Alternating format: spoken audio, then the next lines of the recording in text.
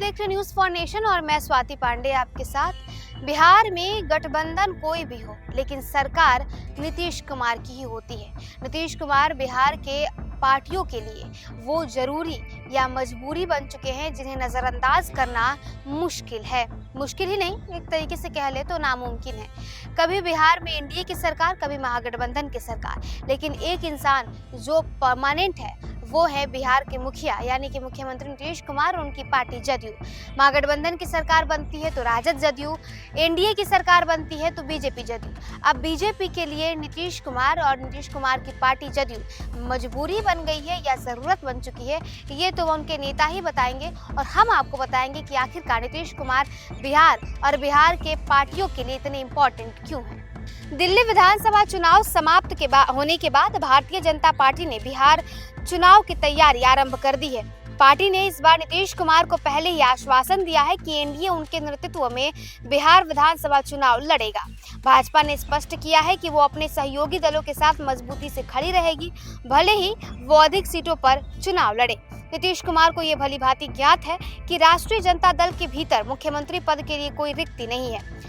जिस प्रकार से नीतीश कुमार ने तेजस्वी यादव को अगला मुख्यमंत्री बनाने की सार्वजनिक रूप से घोषणा की थी और फिर एनडीए के साथ गठबंधन कर लिया, उसके परिणाम स्वरूप उनकी विश्वसनीयता लालू प्रसाद यादव के दृष्टिकोण में कम हो गई है। जो थोड़ी बहुत कसर बची थी वो भी इंडिया गठबंधन को बीच में छोड़ने के कारण समाप्त हो गई। नीतीश कुमार का राजनीतिक इतिहास तो सबको पता है। उन्होंने कई बार दल बदले हैं जो उनकी विश्वसनीयता पर सवाल उठाते हैं। हालांकि वर्तमान स्थिति में भाजपा को ये समझ में आ गया है कि नीतीश कुमार के नेतृत्व में ही को मजबूती उन्हें मिलेगी। भाजपा ने ये सुनिश्चित किया है कि नीतीश कुमार को मुख्यमंत्री पद पर बनाए रखा जाएगा ताकि वे अपनी राजनीतिक स्थिरता बनाए रख सके। बिहार के सामाजिक और जातीय समीकरण अन्य राज्यों से अलग है। भाजपा ने यह महसूस भी किया है कि अकेले चुनाव लड़ने की स्थिति अभी नहीं आई है, इसलिए उसे छोटे भाई की भूमिका निभानी पड़ेगी, जबकि नीतीश कुमार को बड़े भाई की भूमिका निभानी पड़ेगी। इस प्रकार भाजपा ने एक मजबूत एनडीए के साथ चुनाव लड़ने का निर्णय लिया है। 4 विधानसभा उपचुनाव के परिणाम का विश्लेषण करने पर यह स्पष्ट होता है कि भाजपा ने जदयू के सहयोग से 2 विधानसभा सीटों पर विजय प्राप्त किए हैं। इसके अतिरिक्त यदि हम बिहार विधानसभा चुनाव 2020 में विधायकों की संख्या पर ध्यान दें तो भाजपा नीतीश कुमार के समर्थन से सबसे बड़ी पार्टी बन गई है। 2015 के विधानसभा चुनाव में जब भाजपा ने जदयू से अलग होने का निर्णय लिया तब उनके पास 53 विधायक थे, जबकि राजद के 80 और जदयू के 71 उम्मीदवारों ने चुनाव में जीत हासिल की थी। राजनीति में गिव एंड टेक की पॉलिसी बीजेपी और जदयू के बीच ही फलीभूत होती है। नीतीश कुमार अगर एनडीए की राजनीति में सीएम का पद बड़ी ही आसानी से पा लेते हैं तो नीतीश कुमार के कंधे पर सवार होकर बीजेपी बिहार में अपनी जड़ें और भी गहरी कर सकती है।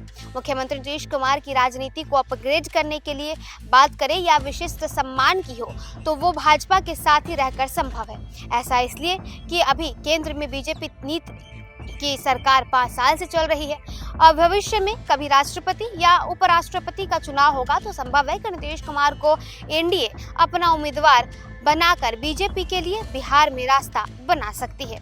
वहीं बीजेपी के लिए जदयू और तेलुगु देशम जैसे सहयोगियों का समर्थन आवश्यक है ताकि केंद्र सरकार की स्थिरता बनी रहे। यदि बिहार में नीतीश कुमार मुख्यमंत्री बने रहते हैं तो इससे केंद्र सरकार पर कोई नकारात्मक प्रभाव नहीं पड़ेगा।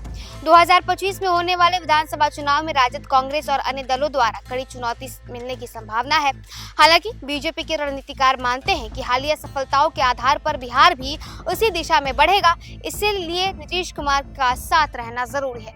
तो देखिए, नीतीश कुमार बीजेपी के लिए भी जरूरी है और बीजेपी नीतीश कुमार के लिए भी जरूरी है, क्योंकि नीतीश कुमार का सपना तभी पूरा हो सकता है, सीएम की कुर्सी पर तभी बैठ सकते हैं अगर वो बीजेपी के साथ रहे, और बीजेपी का सपना बिहार में अपनी सरकार बनाने की तब पूरी हो सकती है जब वो नीतीश कुमार के साथ रहे। यानी कि दोनों एक दूसरे के लिए मजबूरी हैं, दोनों एक दूसरे के लिए जरूरी हैं। अब इन दोनों का साथ बिहार के जनता को कितना भाएगा 2025 के बिहार विधानसभा चुनाव में ही पता चलेगा। फिलहाल इसका अपडेट में बस इतना ही। आप देखते रहें।